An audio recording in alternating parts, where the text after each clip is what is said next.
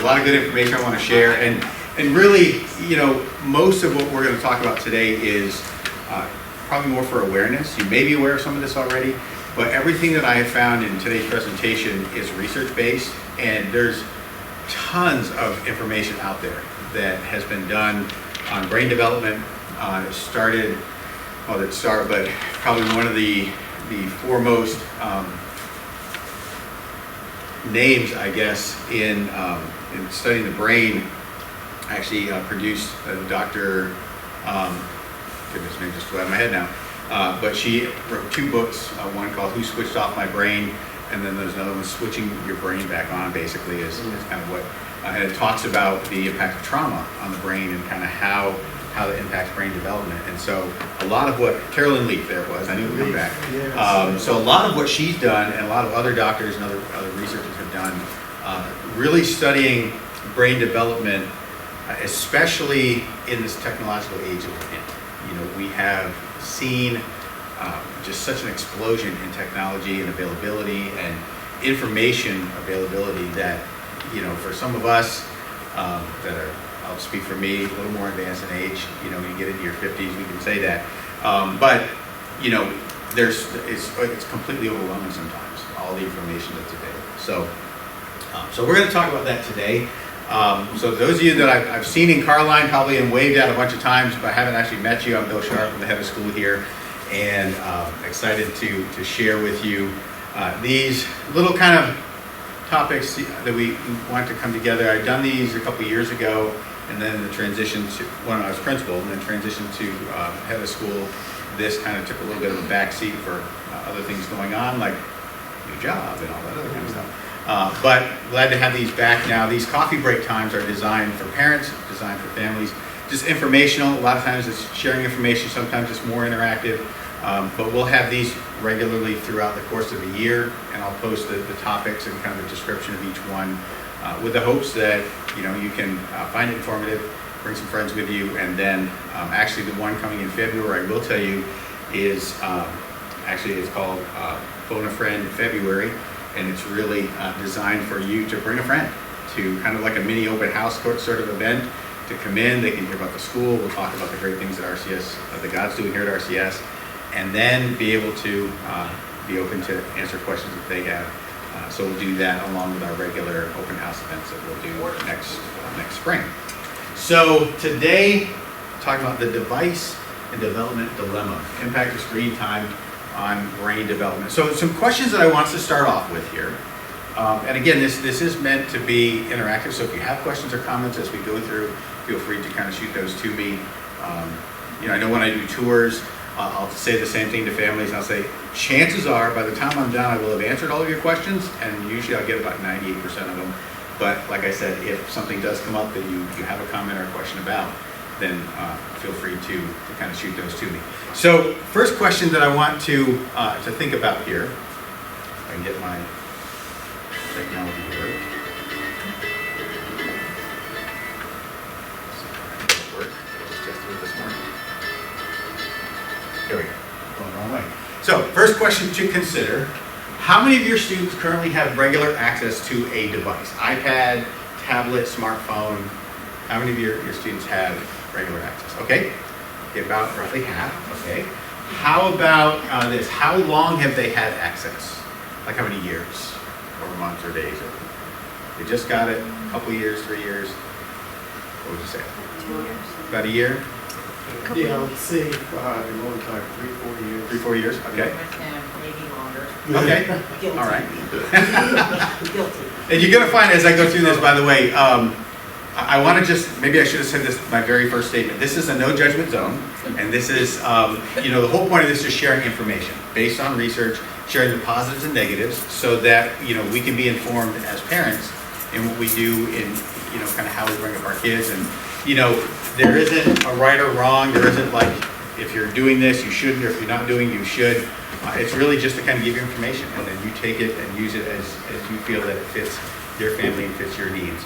I will say that when we were in Bangkok as missionaries working at International Christian School in Bangkok for 3 years, because of the nature of the city of Bangkok with its extensive sex trafficking, business that's just rampant across the city and across that part of Thailand. Having two young boys, one in middle school, one early high school, we felt the need to give them a phone sooner than we would have liked to, honestly. But being in a foreign country where we didn't really speak the language and a city of 10 million people, you just couldn't risk it, And so in that case, we felt the need to give them that. But we'll talk about kind of how we manage that a bit. How much time would you estimate that your student spends on the device? Let's say in the course of a day, 24-hour day, about how much time do you think they spend? Knowing that while they're here at school, with our current cell phone policy, they only have their phone in their device from 8 o'clock to 3 o'clock for about 28 minutes total. And that's 4 minutes of passing from one class to the next, and then they put it away in the next class. So with that in mind, how much time would you say that they would have? An hour and a half. Hour and a half, okay. 90 minutes. Okay. Okay, reasonable. We'll talk about kind of what the experts say in just a little bit. You might be surprised at, and I was really shocked when I really started giving this thought with our kids and trying to total up. It just seemed like, they're just they check, they check again later. But the amount of time that they spent when I looked at it was way over what I would have said was reasonable, just because of the kind of the nature of the school that we were at. School we were at did not have there was no policy per se for cell phones, so students typically had them in their backpacks, and so they had them on their person throughout the course of the day. Of course, they couldn't have it out in class, which was good, but they still had it close to them. And as you know, and you probably have noticed too, like when your phone, like in my case, my alarm goes off, pull the phone out right away, take a look at it, right? And sometimes you hear a little ding, and sometimes when that happens in a room full of phones, I see like everybody kind of go, look down to see if it's there. It's just kind of, it's a part of our life now, right? It's just kind of who we are. But the thing to understand is that with technology use, it isn't all bad. It's not all just this evil, wicked thing that we just have to tolerate now. There is a lot of good that we have available to us now because of the availability of digital media. So things like increased connectivity, right? I've got friends still that I worked with when we were in Thailand, and this was now going on, 12, 13 years ago now. I can still literally face-to-face FaceTime them on the opposite side of the world any time of the day or night with just a couple of clicks of buttons on my phone. So we have that connectivity all around the world. Greater access to information. When our boys were little, we used to laugh because when they would have a question that we didn't have the answer for, their response was, well, let me ask the Google. So they always went to the Google. And so they would go on their device and they would find it from the Google. And because you can, like I have done automotive work on my car now in my 50s that I didn't do when engines were much simpler back when I was a teenager, because I've got some expert here who does this for a living that walks me through step by step and shows me the video, and I look at him and I do it, and I look back at him, and I've done things that I never thought I could do, as far as like auto mechanics on my car because of YouTube. So, the information is there for us, anything you want to know. But then it's more engaging, right? When I first started off, my first experience, and some of you that are my age know this, in high school, my computer programming class in high school was basic, okay, where you type a line number and you type a command for the computer to do, and then you type another line number. And if you missed, I think put an extra space, you put a period instead of a semicolon or something, syntax error, and it wouldn't work, and just sit there. And it had like the screen with just the green text, right? Remember those days? And that was, we thought it was the coolest thing because we had these programs where we'd go in and we would type lines, literally days worth of hours that we would spend typing these lines of code into this program so that when we were done, we would run it. It was a text-based adventure game where it was, you're here and this happens. What do you do? And you type a response, and then based on that, it would say, okay, now you go here. And you find this. We pick it up. And so you go through this whole amazing adventure. It was all text. I look at it now and I'm thinking, wow. The kids today would look at that and go, oh no, No, that is lame. There's no way I'm going there, right? So it's much more engaging now. And even greater opportunities for creativity, right? When we do our spiritual emphasis days in the fall that we just did a couple weeks ago, part of what we do on those during the course of that time is our students will actually get together in their small groups and they're given a topic and they create a video. And it's supposed to be a biblically based video on whatever the topic is. And they're, some of them are acting and some are, directing, whatever. But they actually will take the phones, and with the apps that they have on their phone, they can do video editing right there in their hand, right? Where before, if you had a camera, you'd have to download the video, and then you get the computer with special programs that were really costly to go through and make edits and changes. And they're doing all of that on their phone in a matter of minutes, right? So really, in terms of accessibility, in terms of creativity, and just the ability for kids to be able to do, it's really, really amazing the things that they can accomplish with their devices. Sitting right there in their hand. Everything that you need to know that you could find out in the world is right here. Now, that also makes our second list, the disadvantages of media, because everything is right here, right? How many times have you gone through and you try to do a search and you type in something and you've got to scroll through like pages and pages of links before you finally find what you were really looking for, because it might take a keyword or a couple keywords in what you typed, and it gives you everything for every keyword that exists out there. And there's literally thousands and thousands of pages that come up when when you type in that phrase, and it can be overwhelming, right? I'm just like, I just want to find out where Applebee's is that's close by to me because I want to go for dinner, and it's like there's all kinds of stuff comes up. So that can be a problem. The other issue that is a very real problem, and this isn't just for kids, this is for adults as well, and that's addiction. We'll talk about some of the psychological and the physiological effects that devices can have from excessive use here in just a bit. And the next one, fake news, right? Kids, your kids, if it's on the screen, if it's on the computer, it's got to be real, right? I got it off the internet. Of course it's real, right? Calculators, same thing. They get into math, and this drives math teachers crazy, right? You get a word problem. It goes through and, he gives you all the word problem. The answer is, how far is city A from city B? And they go through and they put all the information in. The answer they get is negative 28.586. And they write the answer down. It's like, okay, so you're telling me that this city is negative 27 miles from the other place? And they're like, well, that's what my calculator said. Well, the calculator isn't right. It only puts out what you put in, right? And so they forget that their input is what determines what comes out. And the same thing with online content. There is so much stuff out there, and more, cybersecurity it's a very real problem. And if Mr. Spriggs were here, he will tell you, when we went to the FACS conference in Atlanta this last summer, he and I and Ms. McLean went, and one of the technology sessions that he went to was about cybersecurity. And he came back, I came back in, we're sharing a hotel room, and I came back in, and he's just sitting there on the edge of his bed. And I was like, dude, you okay? And he's like, he goes, that session scared me. I said, what are you talking about? And he started telling me about some of the issues that schools are facing, especially with issues with cybersecurity, with hijacking of information, and it's just rampant out there what these places will do to get access to schools' information and then ransom it back to the school.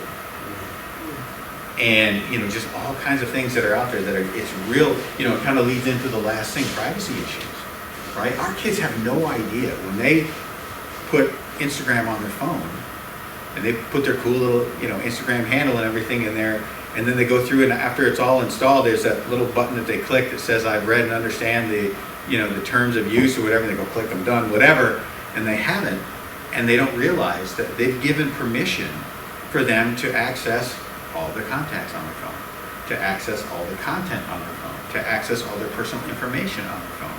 Everything that they have in there, they've opened the door, and the more of those programs and those apps that they use on their phone, the more opportunity there is not only for have their information stolen, but to have their identity stolen. And kids say they have no idea what that means legally for them. If their identity gets stolen and somebody goes out and uses it to get fake credit cards or fake, driver's licenses or fake loans, or get loans in a fake name.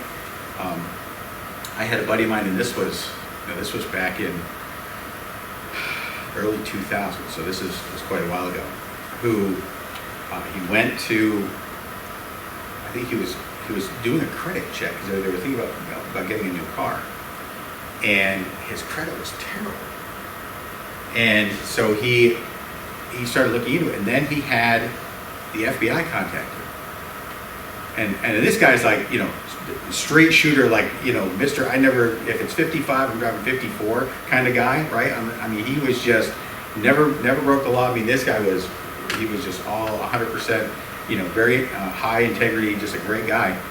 And so what happened was some guy in North Carolina had gotten access to his information, got a duplicate driver's license, used that to get a car loan for a brand new BMW, drove the car for about 3 or 4 months, never made a payment on it, but had everything in this guy's name.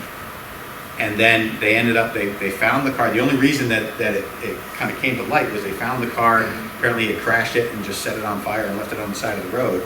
And so when they found it and they started doing investigating, they said, oh, this is this guy in upstate New York. So the FBI contacts him to find out about this car that he bought and crashed and burned in North Carolina. He's like, I've never been to North Carolina. I don't even know what you're talking about. And so it took him 6 months just to get to where his credit report was back to normal and his life was back to normal. Day after day, phone calls and investigations and all kinds of statements and everything that he had to go through just to get his life back to normal. And he didn't even do anything.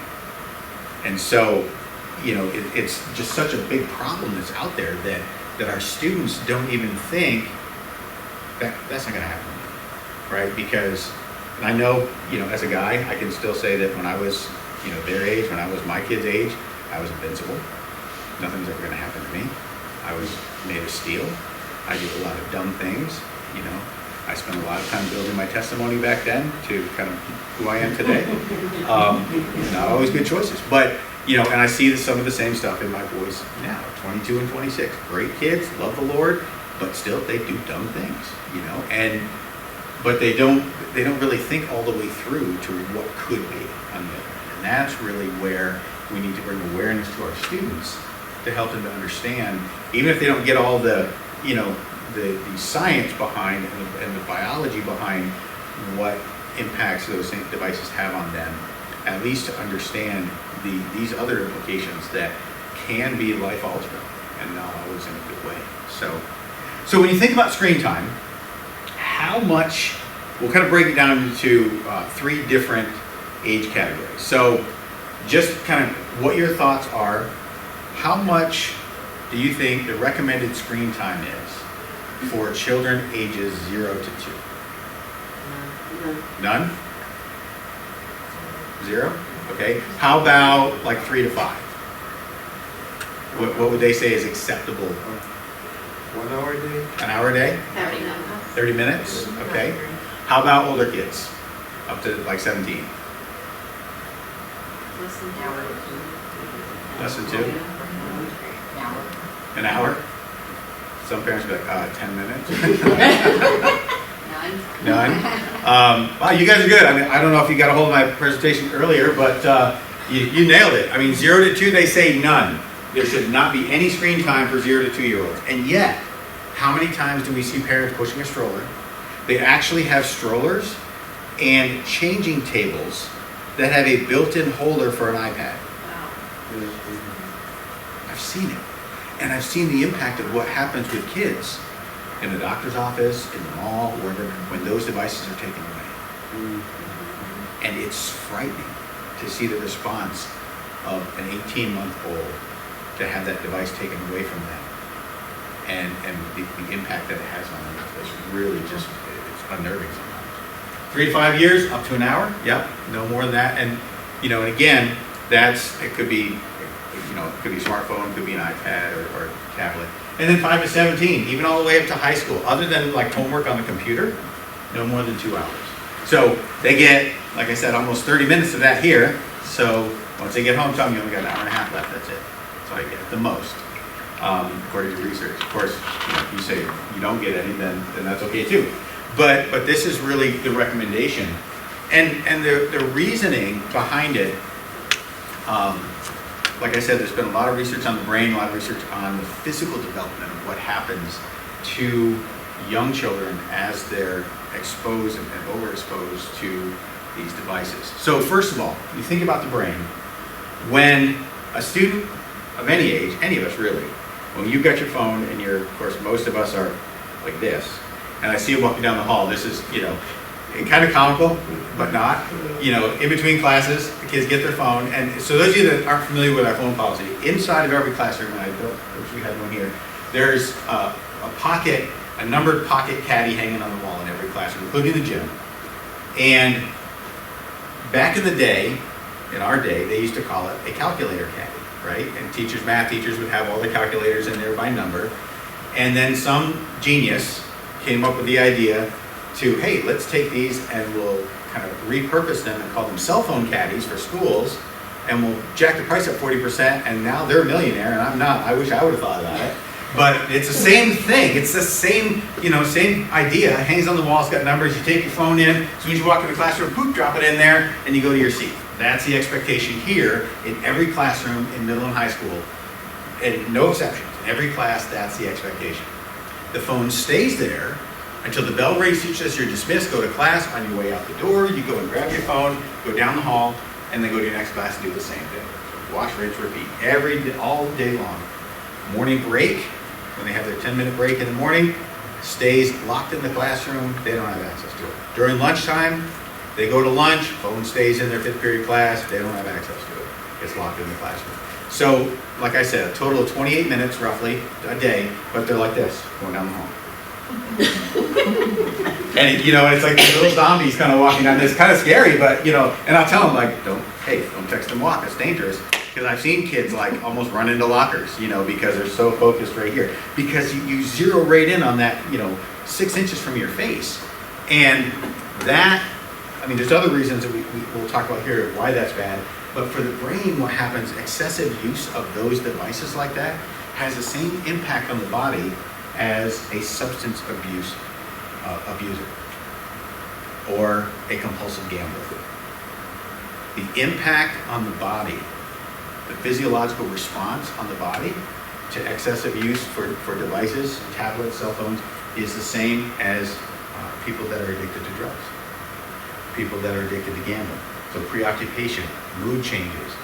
Some of it is middle school. If you've got a middle schooler, it's just naturally just kind of where they're at, right? But a lot of it is, is impacted by the technology they have. Development of tolerance, withdrawal, function impairment. All these different things can come about just because they have this device right here for an extended period of time during the day. The other thing that we see, increased odds for perceived social isolation. So, in other words, they've got Instagram, they've got, of course, Facebook is for old people now, but it used to be Facebook. Of course, going back even before that, those you remember MySpace, so that's going way back there, kind of dating myself there a bit. But, you've got that, you've got TikTok, you've got Instagram, you've got all these platforms that they have access to that they can share and like, and they can do all these different things. And you would think that, okay, well, more people are interacting, but the interaction is not face-to-face. It's not a personal interaction, right? How many times have we gone onto Facebook and read something that a friend posts, and we're kind of in a hurry, so what do? You just click the like button. That's all you gotta do, just like, move on, go to the next thing, right? We don't type a comment, we don't say anything, we just hit the button because it's easy, and we move on. And so what happens on the other side, they see all these likes, and they think, okay, cool, yeah, people are checking out my stuff, that's good. Then they post something one day and nobody likes it, nobody responds to it, nobody says anything, and they're like, oh. And so now all of a sudden nobody likes me, nobody likes what I do. Now I'm worthless. Now I've got, I posted stuff, take all this time and nobody cares, right? So they equate those like responses to a caring heart from somebody else. as opposed to face, hey, how you doing? Good to see you, right? That's why, for me, it's important for me when I'm out in car line to be there every day, because I want to have the interaction with the students, and I want to have the interaction with the parents, because for me it's important to have that face-to-face interaction, say good morning and smile and get high fives from the kids and all that, because I want them, number one, to feel comfortable knowing that the adults that are in the building, that are in charge of the building, are there for them to keep them safe and are real people, you know, so that if they have a question or a concern, they can come to us. But also for me, I'm a social person. I like interacting with people, you know, and even though I usually kind of see people from about here up, you know, I was telling one parent a couple weeks ago at the volleyball game, one of our dads is like almost 7 feet tall. I didn't know that until I saw him at a basketball game. And the son's playing basketball, I'm like, dude, he's huge. But in the car, I only see him from here up, and he's the same height as everybody else, right? So I had no idea. But still, you know, you get that opportunity for that personal interaction. And when we made the change with our cell phone policy before last year, and we said cell phones were going to be in those caddies, they were going to be away from students, they weren't getting access during break, during lunch, you would think that we had performed mass lobotomies on our school at break the first couple of days, because they were walking down the hall like what do I do? Their hands had nothing to do. They just hung there because there was no device like this. They just kind of walked around and they just sort of like looked at each other and kind of like, and they go to lunch in the cafeteria the first couple of days was really quiet, because they're kind of like, now what? Because they have been so conditioned to respond to the device and not respond to people, that when they were put in a situation where it was a social environment, they didn't know what to do. And then gradually they started having conversations. Then gradually they started kind of getting groups together and they would talk and joke and things. And then all of a sudden the cafeteria comes to life, and talking to kids at the end of the year, it was amazing how many of them said, we're so glad you did that, because it was so good to actually talk to my friends. Because prior to that, it was, you know, kind of the alpha in the group with the phone, sitting at the desk, at the chair in the cafeteria, and 7 of his friends gathered around, hovering over, looking over his shoulder at what he's looking at, right? And I can tell you that because these have essentially unlimited access to everything, we didn't have the ability to police everything that they were looking at. And they're so savvy at, you know, they're here, and as they see you coming, it's like swipe, swipe, and it's gone. And oh no, I'm looking at something that's wholesome. Of course I am. Look, I'm reading my Bible.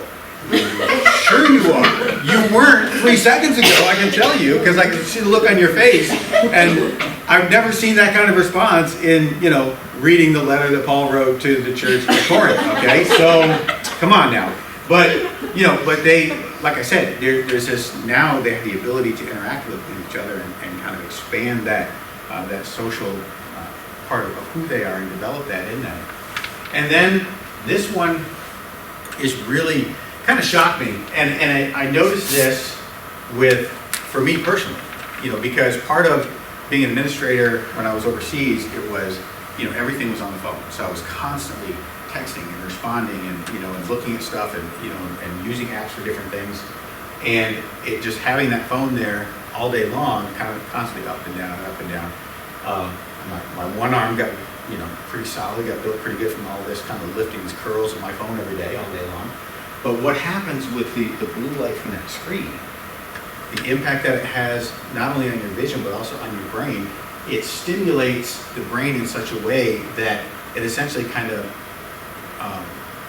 makes them hypersensitive to their environment, and the brain kind of goes haywire, and it takes a long time for it to come back down and to settle back in. And so kids that are on their phone, on their tablet up until 9, 10, 11 o'clock at night, and then they put it down next to their bed, 2 things happen. Number one, their brain is still going 1,000 miles an hour for probably 30 minutes to an hour afterwards.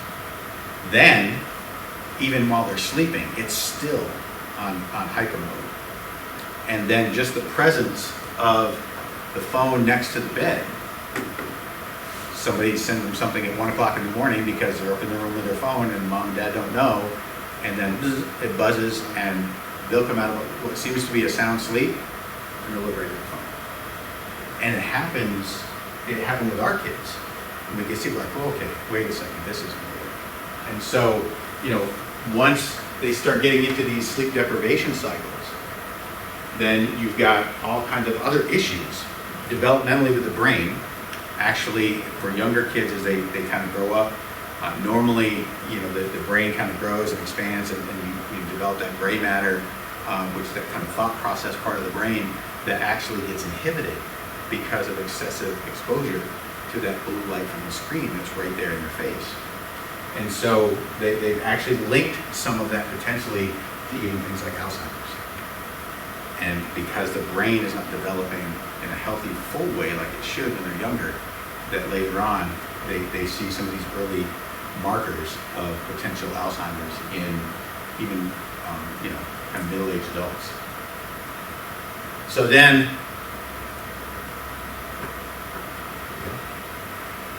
physically what happens? So that's the brain, kind of just how the brain responds. Physically, smaller screens mean what? Your focal length of your eyes is right here, 3 to 4 inches. And when you do that consistently over time, guess what happens? You start looking out like this, and you're trying to focus on things that are distant, and over time this actually can lead to increased incidence of myopia, because you're focused so short for so much time, and continually, that there's that development of the eye is inhibited. In fact, I find myself a lot of times when I'm working in my office on my computer screen is probably about this far away from where I work, and I find myself constantly stepping up away from the computer, looking out the window and focusing way out on Belmont Road, and kind of looking out at the little pond that's out there, because I can see all that from my office, and just really taking time to just purposely focus on things that are farther away. Because I notice if I sit at my computer for too long, and one, it gets stiffer because you get older, but then also I'll get headaches from just sitting there staring at that screen for too much time. So I purposely will get myself up, walk around, take a walk down to the elementary and high school building, or walk in the middle school hallway, look in classrooms and stuff like that, just because the exercise is good, but also just for my eyes to be able to adjust that focal length to distance as well as near objects. The other issue that we find with these screens, of course, because the content is so much richer, things are always going on, right? And if you could take the same image, like let's say, so I'm a big Lord of the Rings fan, and so I love watching, Lord of the Rings movies, and I'm kind of a big fan of this Rings of Power series that's out, kind of looking at the prehistory of Tolkien's world and things, and so there's a lot of really cool, there's a lot of actually really decent kind of scriptural comparisons to Tolkien's world with what we see in the Bible, because he actually was a contemporary of Narnia. C.S. Lewis, thank you. They knew each other. They talked. They interacted with each other, and so there you do see it's kind of cool how some of those things kind of carry over. But I can watch that same video on my Amazon app on my phone right here that I can on my TV, which is in the living room, probably from me away across the living room. Now, when I do that, I don't get headaches. I don't have issues with my vision.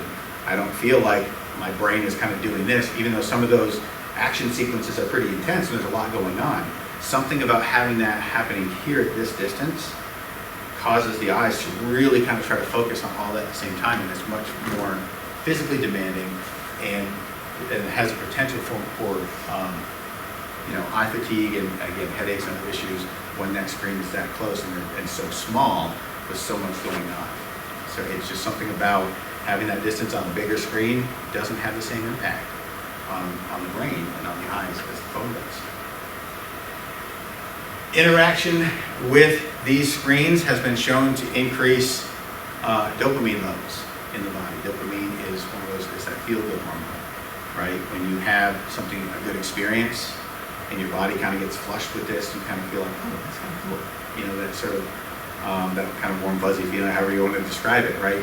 When something really cool happens, something really, really awesome that you really enjoy happens, you get that response from the body.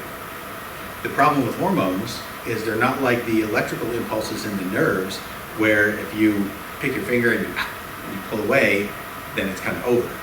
Hormones, because they get into the bloodstream, take time to flush back out. So if you have a little bit of increase in dopamine and it kind of works its way through, and then you're okay. But if you increase that dopamine to very high levels for periods of time, so for extended periods of time, and then you step away from what is giving you that feel-good experience, then it's just like when you take students that eat too much sugar, right? And they get all crazy hyped up, and then all of a sudden they crash, and they'll just sit there, right? And it's that same sort of effect, but that where the sugar has the effect on the body, because you're burning off that energy, and your cells are just like, I'm tired, and you're physically just like, I'm spent. This actually impacts the brain in a way where the brain is like, okay, I need more of that. And so what ends up happening? They go back to the phone again, because they know that those TikTok videos give them that feel-good feeling, so they're going to go back to that. And they're going to continue to go back, and that's like we talked about earlier, building that tolerance to where they need it longer and longer periods, the same as a drug addict. And some of you may have been here a number of years ago, even before I got here. We had a guy that came in and did a presentation called Digital Cocaine, and he did it for the students and did it for the community. And and this was years ago, and research has come, just continually, just more and more supports what he was saying back then of the impact that those things have on the body. And when you look at these dopamine increases, these are all the different things that dopamine can affect. And it can be good, but in excess, like anything else, in excess, it can be bad. Right? So you can look at all these different things, from learning to your mood, your heart rate, how you process pain, controlling nausea and vomiting, memory and focus. All of those things are impacted by dopamine, where in small amounts, where kind of you get a little bit of a rush, and it kind of goes back down. You're like, okay, that was cool. It's nice. It's a good feeling. But in extended amounts for extended time, it has a negative impact on these different areas. And so that's why, over time, kids that do it, or have their phones, have their tablets for more and more time, find that they need it more and more. And that can be very dangerous, because, a lot of these things here that start to impact kids then can become major health issues for adults when they become adults. And of course, a lot of these will also impact what happens when they're at school, because you look at the number of kids that, and I know that there are some legitimate situations where the physical conditions cause things like ADD and ADHD and stuff like that. A lot of what they're finding with that is environmentally impacted. It's not what's happening, initially physiologically in their body because of natural processes, that there are other external factors that are contributing to that. So when we look at psychologically then what happens, again, we come back to that decreased self-esteem, right? Well, they liked that one video I posted, but nobody liked this one. 2 in a row, now what? Now what's wrong with me, right? They find a video, they share it, nobody likes it, nobody shares it, for whatever reason. Maybe we've already seen it, and they were the last one to get it, so they just try to share it. Nobody wants to share it anymore. Now all of a sudden, okay, what am I doing wrong? Nobody likes me. So they tie their well-being to the response that they get online. And that's dangerous for kids, because they're so wanting to be connected. In fact, this next one is kind of like really, you heard of FOMO, fear of missing out, right? This right here was the reason why, for our youngest son, timeout was the way to discipline that child, because he was constantly wanting to be involved, wanting to know, wanting to, to interact with his family and friends, everything.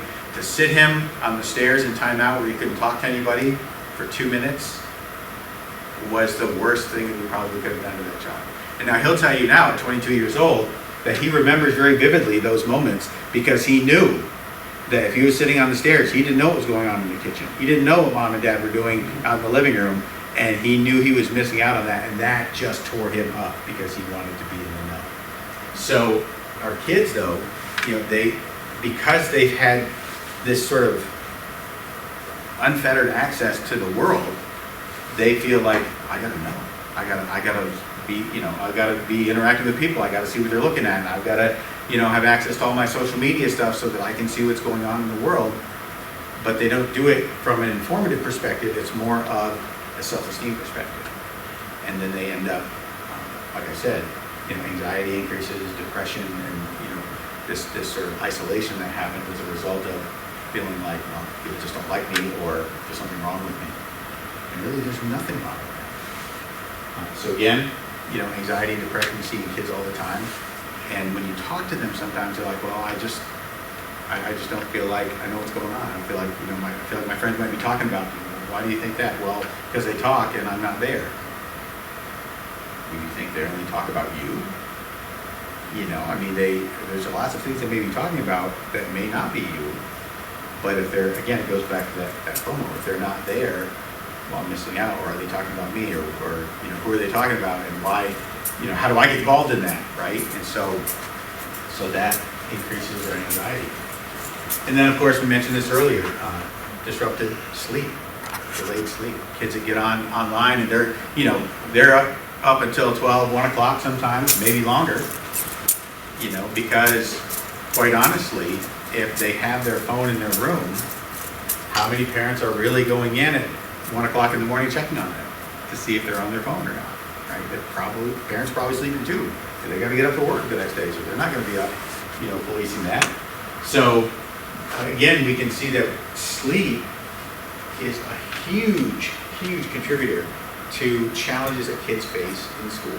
Not just because I'm falling asleep in class and I'm missing out, but just, poor academic performance, memory loss, the ability to focus, right? If they're sitting there in class and they're trying to stay awake and they're working really hard to keep their eyes open so that they don't have the teacher call them out because they put their head down, then they're so focused on, I got to stay awake and keep my eyes open, they're not processing what they're hearing, right? Because at that age, they're really good at doing maybe one thing at a time. And you know that if they're working on something and you're trying to talk to them, no, it doesn't work. With our kids, we have to say, okay, put this down for a second, look at me. Okay, and then we would talk to them. Because I knew, with our oldest son especially, if he was reading a book, the whole world could be blowing up around him. Literally, explosions and earthquakes and things toppling down. As long as they didn't hit him or didn't hit his book, he was just completely oblivious. And he would get into a book, and it was kind of like, this catch-22. We want our kids to read, but I don't want them to just sit there and read an entire book in one sitting. Because that's what he would do. He would just go page after page, and finally we have to come. Let me take that. No, but let me take this. You're okay. You can come back to it a little bit. Go outside and play, or go do, And so he would just get so focused. But with the screens and the impact that it has on sleep, then they lose that focus and the ability to, to just be able to stay on task in school is a huge problem. And then, of course, other symptoms that you see that are listed there that, they were doing research with little kids. I can't remember the exact age now, but they were probably early elementary. And I remember vividly this one video of this little boy who was asleep and his hands were like this. Like he was swiping and he was typing text and his hands were moving like he had a cell phone in his hand. And because he was so used to having that swiping and texting responses and swiping and, that's what his hands were doing while he was sleeping. And that's scary to think that our kids could get to that level, and it doesn't, we might think, well, that wouldn't happen with my kid because it's only, they only have an hour a day. But for some kids that have a lower tolerance, that hour is like 6 for another kid. Some other kids might be able to just be there, for multiple hours and not really show any kind of physical symptoms. It just depends on the individual student. So that's why you look at research and you go, okay, well, that's kind of the average. But what is it for my kid? What works best for my student? And so that's really, really important. So what do? I've painted probably a pretty bleak picture of what technology is. It does have its merits, honestly. How many of you have the main purpose of your student's cell phone is just contact? Just, I need to call you, or you need to call me, and if you need to call me, you need to have access to a phone. Okay? how many would be more of, hey, I just want them to be informed, so I want them to be able to have access to everything? Yeah, probably not. A lot of parents, honestly, would say that same thing. No, I don't want them. I know what's out there. I've been around this world long enough. I know what's really out there, I mean, just to give you an example, and I'm not going to be crass with this, but I'll just tell you kind of what happened, and then you can figure it out, kind of what the students saw. So I remember reading a story about I think it was a third grader who, middle elementary anyway, was doing a biome research project. And part of it was, hey, get pictures of the animals and the plants and the, kind of where the biome is found and that sort of thing, and create this sort of, kind of collage of pictures and things. And so he was doing a pond biome, and he typed in beaver and hit images and hit enter. And the things that came up, the images that came up, the sexually explicit images that came up as a result of that search, right in his face. And it's that fast where nobody can respond, nobody can check it, nobody can filter that for him. In that moment, it was just right there. And now those images are in his head as a middle elementary child, right? And you think, why wouldn't there be filters? Well, a lot of times when parents give these phones, it's like, okay, here's the phone. You might have a tracker on it so you know where the phone is. But a lot of times we don't take the time to install any kind of filtering software. And they do have apps that you can install on these phones that work like what we use as firewalls here at the school that filter out a lot of that mess, so the kids aren't going to have access to that kind of content in the school on the computers. And the same thing can happen with devices.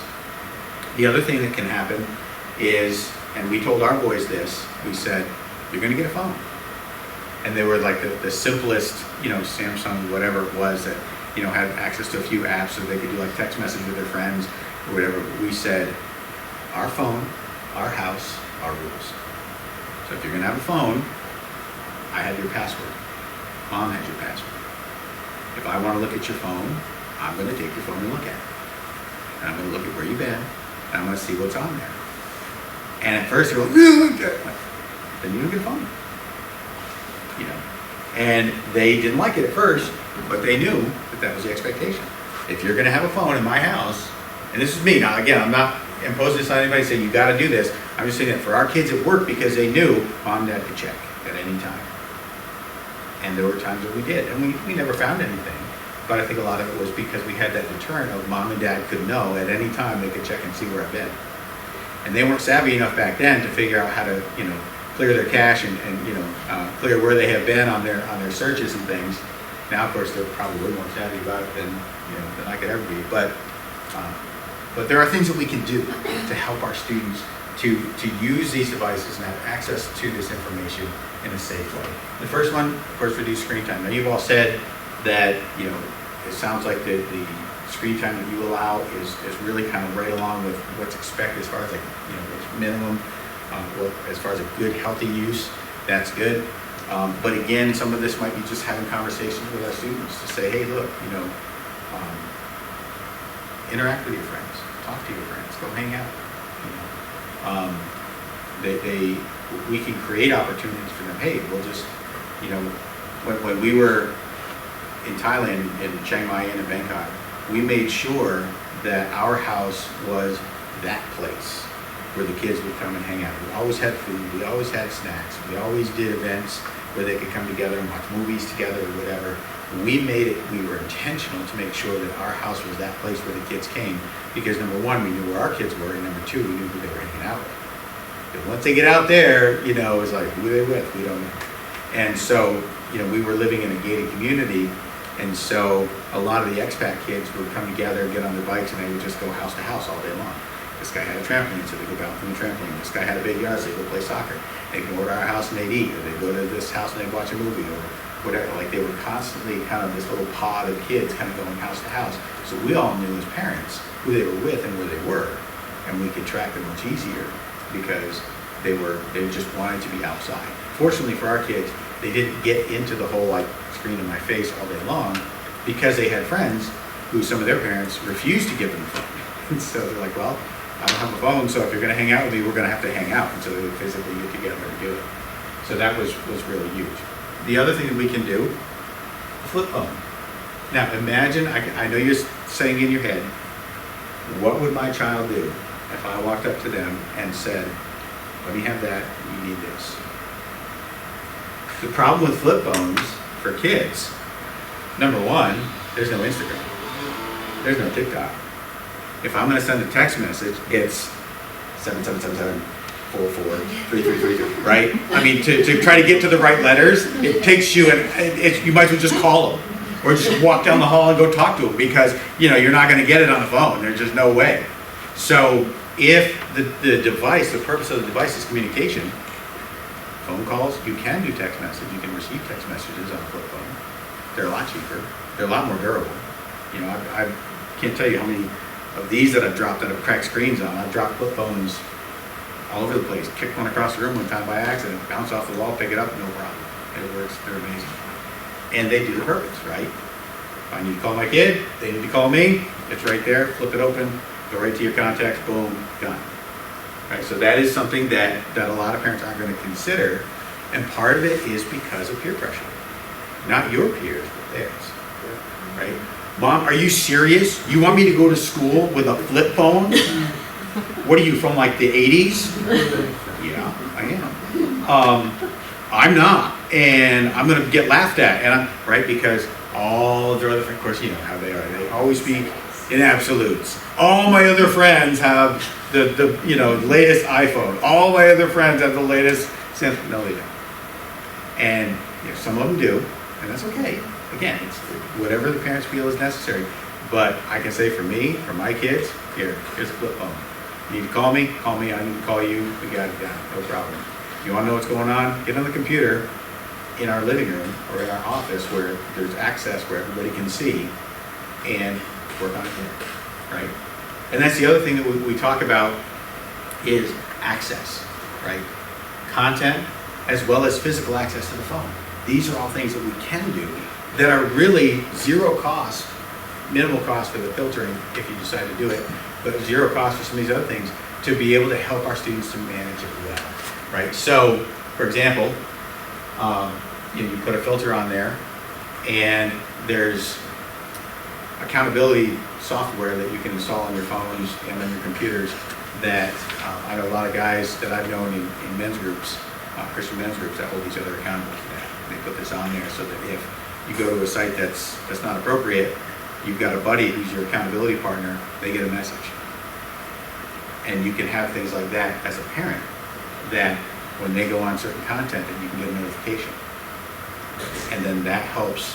And again, you can do one of two things. But you can say, I'm just going to put it on there so that they just don't know, or probably the better way, because it builds that trust and that relationship with them, is to say, look, I'm going to put this on here not because I don't trust you, but because I want to help you in your accountability to yourself and to God and to us as your parents. And so this is why that's there.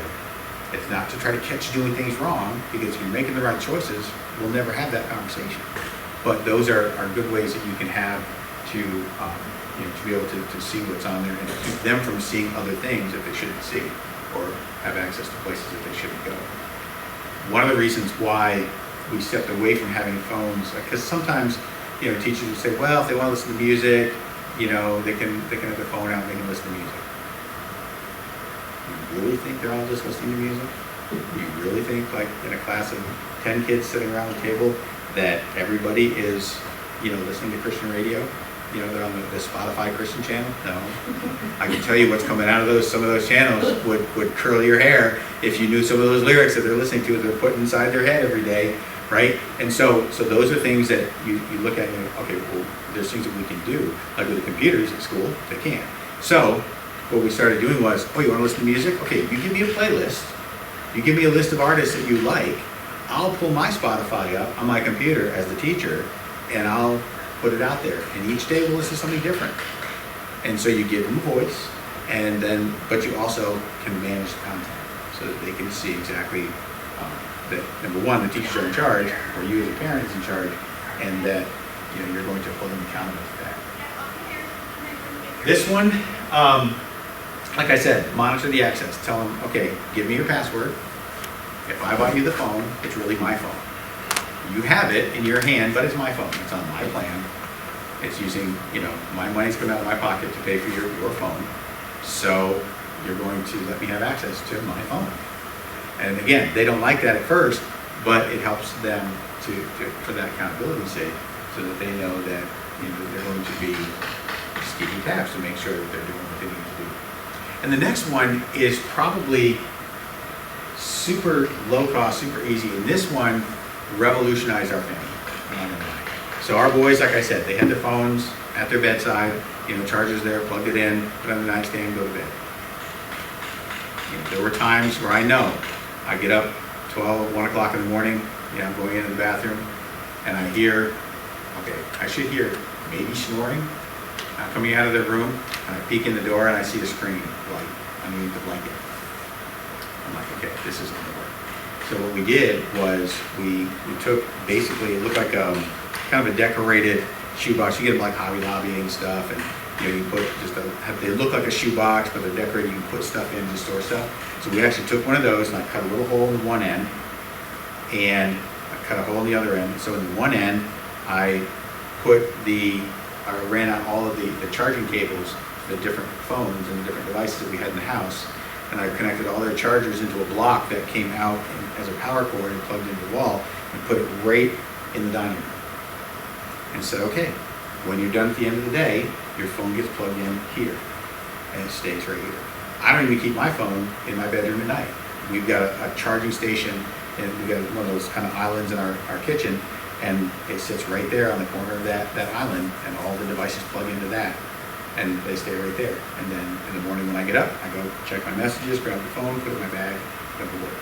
So that, two things that does. Number one, it keeps the device out of their immediate reach at night when they're supposed to be sleeping. And it also reduces the EMF interference that's going on in their bedroom that also can impact their sleeping. And then for accountability's sake, where their phone is. So if they have it during the day, fine, but at night, we're going to put it here. The other thing that, so that was just common storage space. But then the other thing that you can do that is really super helpful is the time. So like I said, if they're on their device after 8 o'clock at night, we're probably likely their sleep is going to be disrupted in some way. If you think about the way the body works, by around 4 to 5 o'clock, our body starts to naturally produce melatonin, which is another hormone that's designed to kind of calm us down. And to kind of, so like you can go to the store, if you're having trouble sleeping, what do they prescribe for you? Melatonin gummies, right? So 2 little gummies that helps you kind of increase the melatonin in your body, gets you kind of calm down a little bit, helps you sleep better. Naturally, our bodies do that late afternoon because we start to wind ourselves down for the nighttime to where we go to sleep. Really, not that our bodies were designed to follow a clock, but biologically, our clock from like 9 o'clock, 8 o'clock, till 5, 6, 7 o'clock in the morning is really when we were designed to sleep. Now, you ask anybody probably on the planet if they sleep from 9 o'clock until 6 o'clock in the morning, it's no. I know I don't. I'd like to. There's days where, 9:30, I'm like, I'm done. I want to go to bed. I'm tired. But sometimes we just can't do that. But that's kind of what our body is naturally trying to do. So when we pull the device away from them at like 7 o'clock at night and say, are you want to interact with something? Here's a book. I'll buy you a whole series of books if you want, but read a book. And you take the screen away from them at that time, and then all of that impact of the dopamine and everything through the course of the day has time to start to kind of come back down. And then by the time 9, 10 o'clock comes around where they're ready to go to bed, then they're actually ready to go to bed. And their brain is more in a state of peace and kind of more relaxed than it is if they've got the device until 10 o'clock, put it down on the nightstand, then close their eyes, and then their brain's going for another 2 hours. And even if they're trying to sleep, they're still not getting good quality sleep. The other thing that's interesting about sleep that Dr. Leaf and some others had come up with was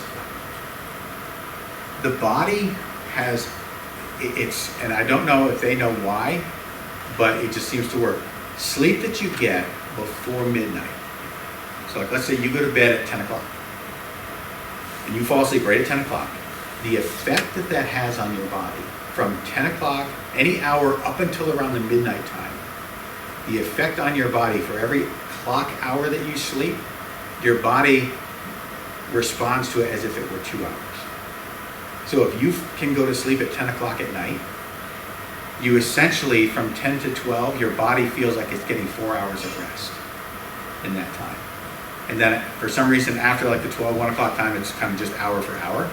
That's why when you go to bed at, 1 o'clock in the morning, you get up at 6, okay, you've had 5 hours of sleep. That's all you get. You go to bed at 10 o'clock and you get up at 6. So you've got 8 plus that kind of 2-hour bonus. That's almost like 10 hours of sleep.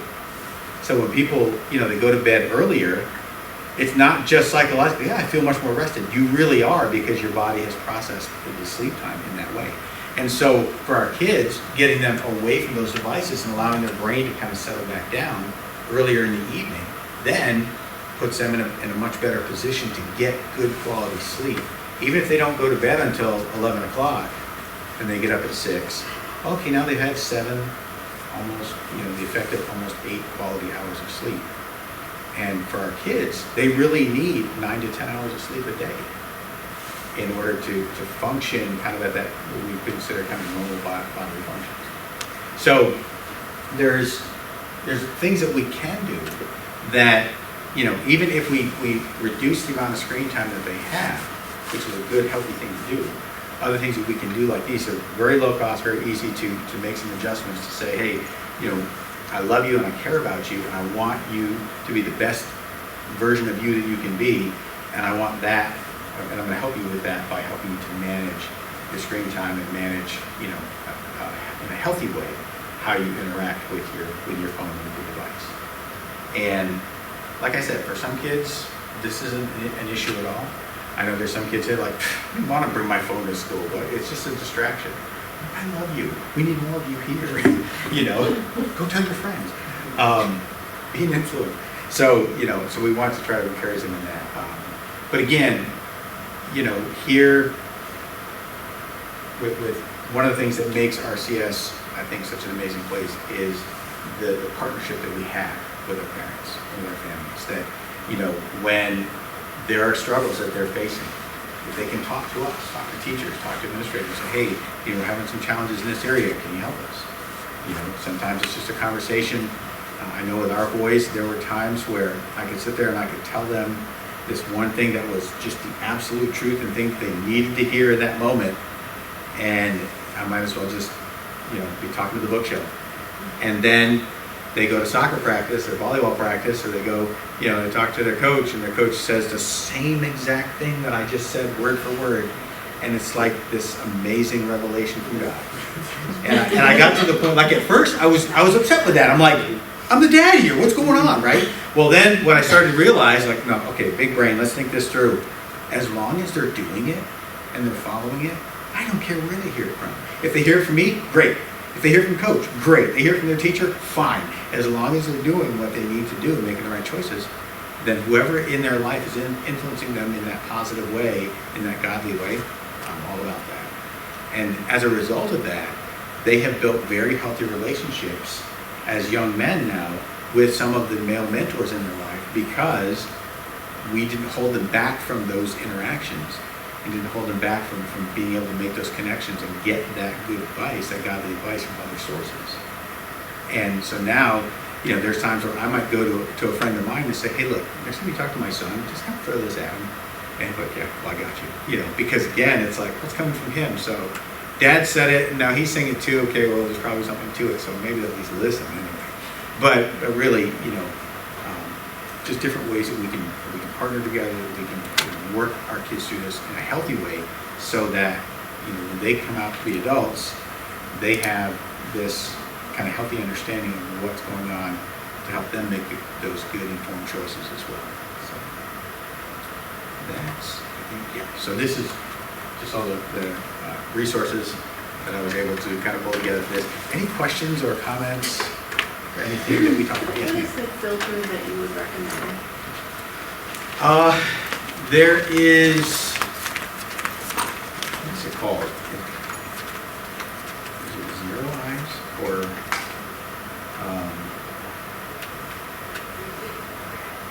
I think it was one called, I think it was Zero, something Eyes. I think it was Zero Eyes that you can, so I'll look on, I got my notebook here, I'm gonna make a note to research that, and I'll send that back out to everyone.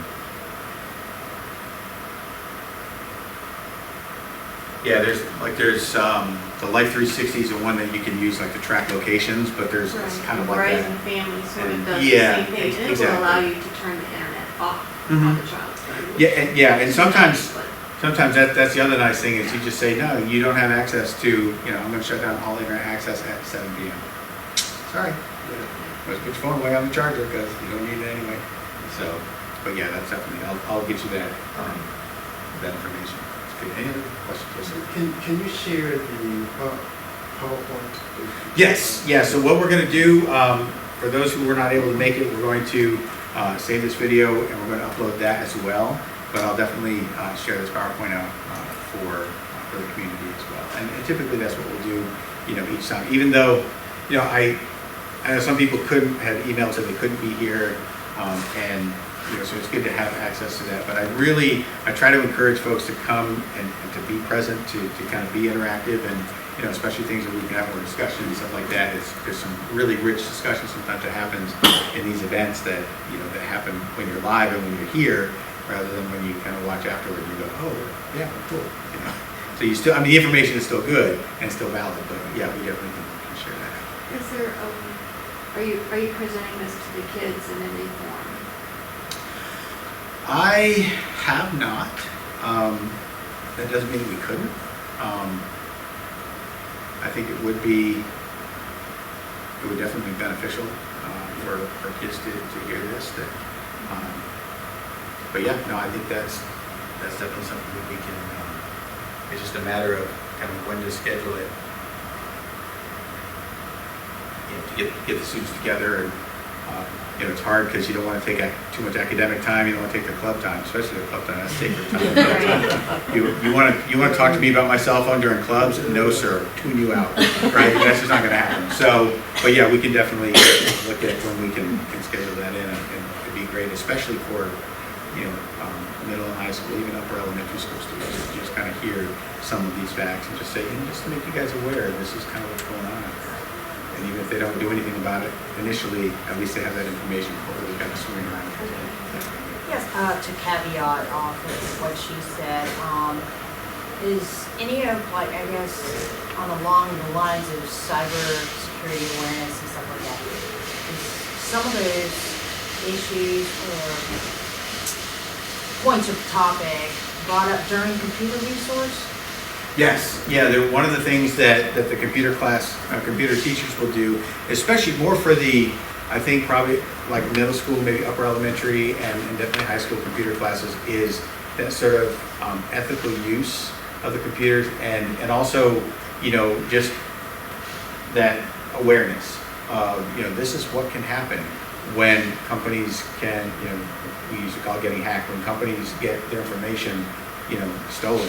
And because what happens what we found out was with some schools, and they don't go after the big schools for some reason. It's not, like the Loudoun County, Fairfax County schools, Chesterfield, they wouldn't go after those schools. They would go after smaller, more rural schools that probably have fewer of those safeguards in place, right? And so they would basically, what they do is they get into their servers, they hijack all of their data, so all the student information, grades, the demographic information, all of the address, phone number information for the whole community, and they hold it and they ransom it back to the school, and they say, we'll give you your information back. And what they do is when they take it, they have a way to code it so it gets encrypted so that we can't unlock it and we can't get our information back.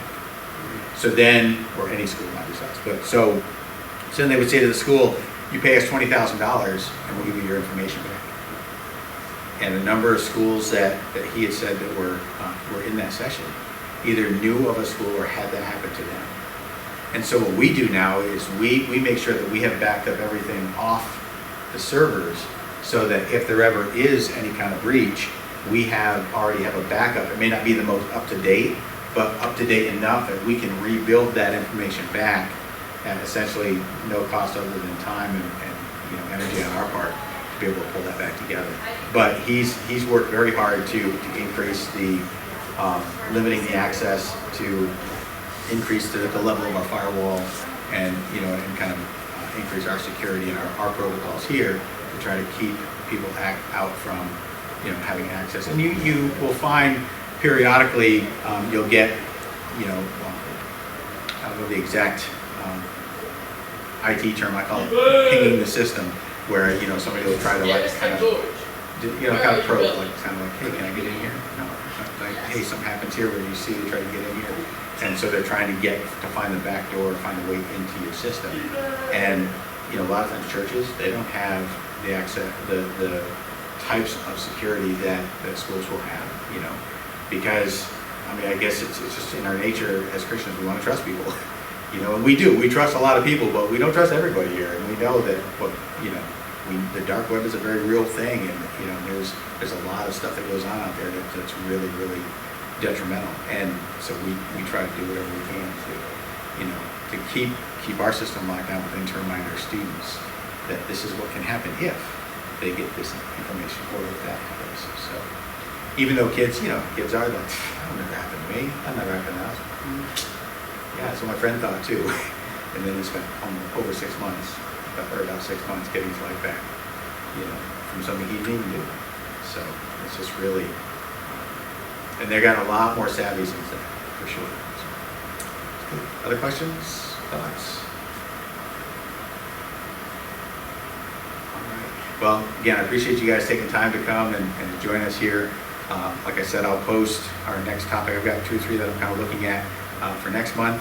And then we will, just so you're aware, coming up probably in the spring, 2 of the ones that I do. One is kind of focuses on the transition to middle school, and the other is a focus on the transition to high school. So if you have a student who's kind of at that grade, 5th grade going into 6th, 8th grade going into 9th, those would be definitely ones I would put on your calendar to just kind of talk about not only what that transition is, but how, as parents, we can partner together to help make that transition smoother for our kids. So we'll talk about lots of other cool things that are coming out in the next few months. So try to, if you can, let your friends know that the 2nd Wednesday of the month is kind of when we're looking to target these meetings, so that maybe you can see in a little over an hour or so, sometimes an hour and a half, before we get through everything and have some good discussions, some great food, coffee, the staff will appreciate the fact that there's leftovers, so. But feel free to take something on your way out if you need to. But again, thank you all for coming, and appreciate you being here. Have a great day. Thank you.